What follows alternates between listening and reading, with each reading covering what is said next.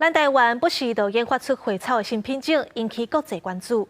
但年拢会当看到上新品种的台湾花卉品种推介会，今仔日起稿，现场就等超过1500种花草。这款由牛记兰园育种出来的金桔，因为适甲荷兰的皇室菊相像，离荷兰国王节顶头展出，非常受到注意。牛记今年更加推出新品种小青梅蝴蝶兰、青花红心，受到国外市场的喜喜。国内花的品种一直在研发创新，阁有十足嘛推出种下璎珞的新品种，上大优势就是耐热，热天嘛会当种。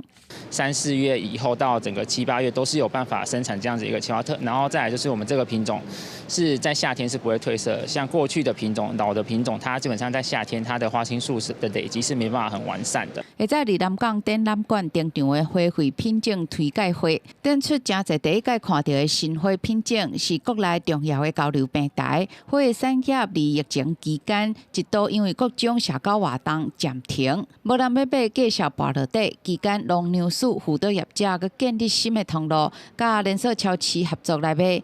另外，佮搭配电商，和切花市场总算回稳。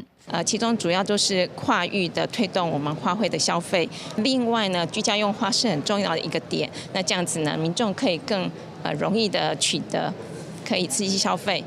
业者表示，育种是非常烧钱的，但阁袂当唔做，因为是产业发展的基础，所以嘛希望透过展出交流，希望互水水的花行入阁较侪人的生活，互产业继续来大开。记者林正梅、吴家宝台北报道。